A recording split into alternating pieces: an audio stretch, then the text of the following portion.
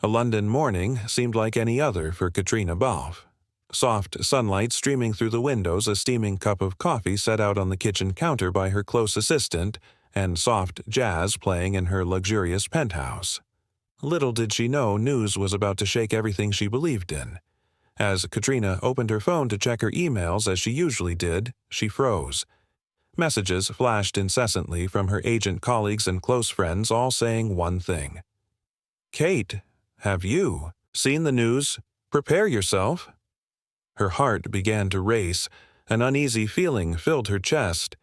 She immediately went to the UK's biggest entertainment news site, and the headline on the front page almost made her drop her phone. Fire entertainment break. Sam Juan confirms engagement to Dakota Johnson after secret trip to Italy. And that's not all. Caitriona was stunned. She immediately clicked on the article, her eyes scanning the text as if searching for some mistake, some misunderstanding. But there was none. The close-up photos of the Amalfi Coast were unmistakable. Sam and Dakota holding hands, smiling brightly, and on Dakota's hand was a giant diamond ring.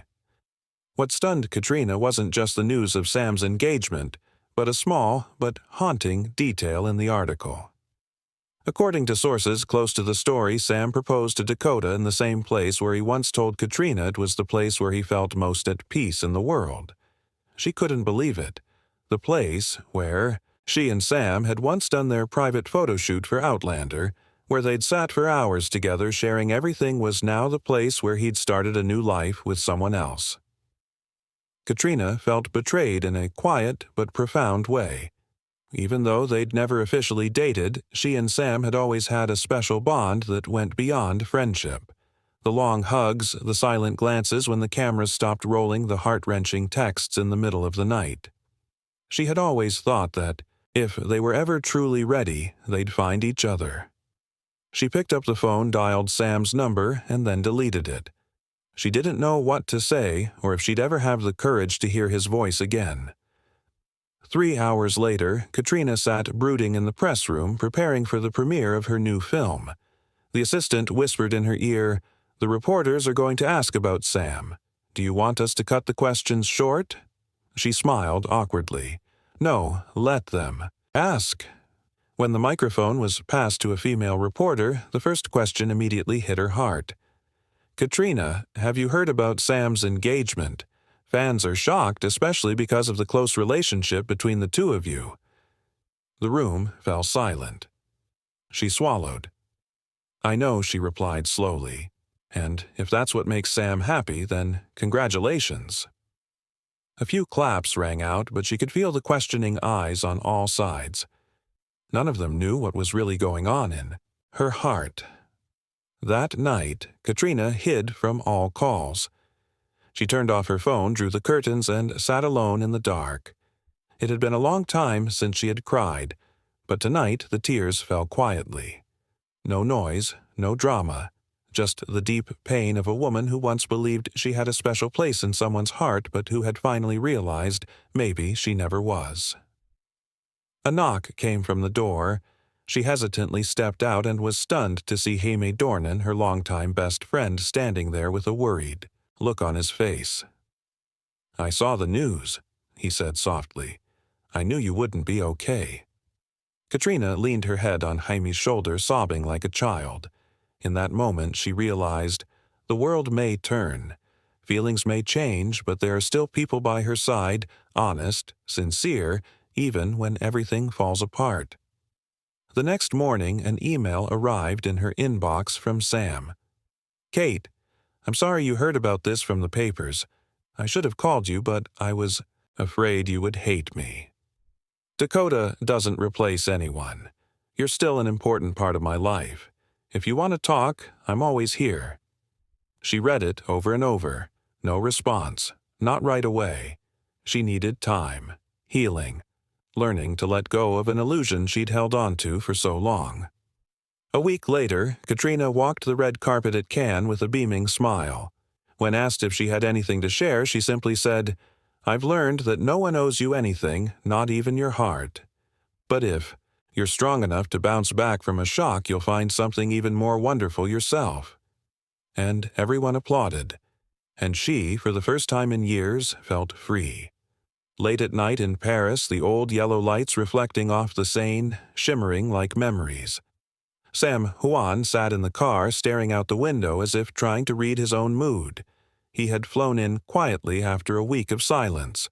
No warning, no entourage, no cameras, just him and a gnawing on knees. He knew Caitriona was here.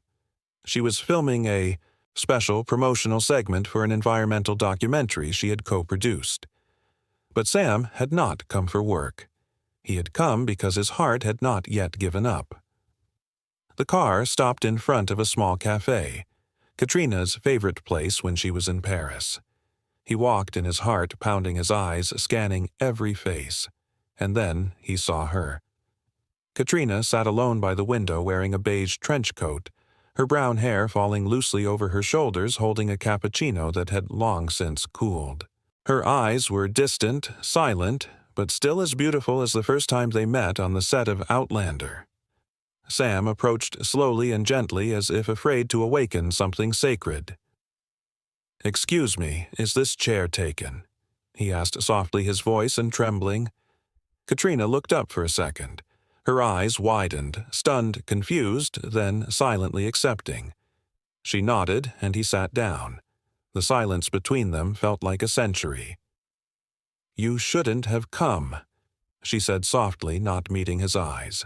"I know," Sam said, "but you have to—" She was silent, waiting for him to say something, an explanation, an apology, or at least a clear truth. But Sam looked at her as if words were meaningless. Why, her Caitriona finally spoke. Her voice was not angry, just the quiet sadness of someone who had just lost a piece of her heart. Sam took a deep breath. He repeated what he had written, this time with sincere eyes. "Dakota did not replace you. She came at the right time when I had almost given up on the idea that you and I could be anything in real life." Caitriona smiled faintly. "I never said I wanted it because you never let me know you were ready." The words were like a knife. She stared at him, her heart clenched. It was true that she had never admitted her true feelings. She had always kept them within the limits of co-stars, colleagues, soulmates because she was afraid. Afraid to ruin the best friendship of her life. Afraid that if she failed, she would lose Sam too. But now she understood. It was the silence between them that had pushed them apart. "Are you happy?" Sam asked suddenly. "I'm learning how to do that," she replied, looking down. "And you?" "Me too." Another pause. Then Sam lowered his head and whispered, "I just want you to know, if one day things were different, if time gave us another chance, I would still choose you." The words made her chest tighten. Her eyes stung, but she didn't cry. Not because it didn't hurt, but because she was stronger than before. She smiled softly. "Thank you for saying that, but maybe we should learn to let go." Sam nodded. He understood, and it hurt. He stood up slowly as if he didn't want to leave this last moment. "I wish you happiness, Caitriona. Good luck, Sam." He walked out of the bar into the Paris night. The wind blew through his hair, cold and lonely, but he didn't turn back. Not this time. Caitriona sat still for a moment, still holding the cold coffee. She closed her eyes, took a deep breath, and let it out, slowly. Tonight, a chapter closed. No sadness, no regrets, just a beautiful sad note in a wordless love song.